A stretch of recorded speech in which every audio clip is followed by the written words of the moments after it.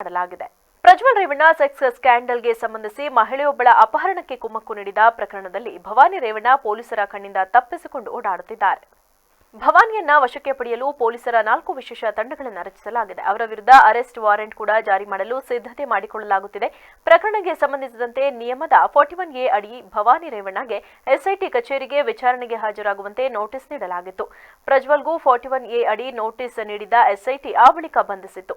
ಪ್ರಜ್ವಲ್ ರೇವಣ್ಣ ವಿಚಾರಣೆಗೆ ಹಾಜರಾಗದ ಹಿನ್ನೆಲೆ arrest warrant ಜಾರಿ ಮಾಡಲಾಗಿತ್ತು.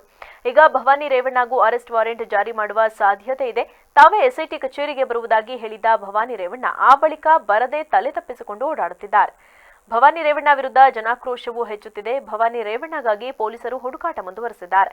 ಪೊಲೀಸರ 4 ವಿಶೇಷ ತಂಡಗಳಿಂದ ಭವಾನಿ ರೇವಣ್ಣಗಾಗಿ ಹುಡುಕಾಟ ನಡೆಸಲಾಗುತ್ತಿದೆ. ಬೆಂಗಳೂರು, ಮೈಸೂರು, ಹಾಸನ ಈ 3 ಜಿಲ್ಲೆಗಳಲ್ಲಿ ಭವಾನಿ ರೇವಣ್ಣಗಾಗಿ ಮುಖ್ಯವಾಗಿ ಹುಡುಕಾಟ ನಡೆಸಲಾಗುತ್ತಿದೆ. ಈ 3 ಜಿಲ್ಲೆಗಳಲ್ಲಿ 3 ಪೊಲೀಸ್ ತಂಡಗಳು ಬೀಡು ಬಿಟ್ಟಿವೆ. 4ನೇ ಟೆಕ್ನಿಕಲ್ ತಂಡದಿಂದಲೂ ಭವಾನಿ ರೇವಣ್ಣ ಬಗ್ಗೆ ಟ್ರ್ಯಾಕಿಂಗ್ ನಡೆಯುತ್ತಿದೆ. ಈ ತಾಂತ್ರಿಕ ತಂಡ ಭವಾನಿ ರೇವಣ್ಣ ಅವರ ಮೊಬೈಲ್ ಟ್ರ್ಯಾಕ್ ಮಾಡುತ್ತಿದೆ. ಟವರ್ ಡಂಪ್ ಲೊಕೇಶನ್ ಸಿಡಿಆರ್ ಪರಿಶೀಲನೆ ನಡೆಸುತ್ತಿದೆ.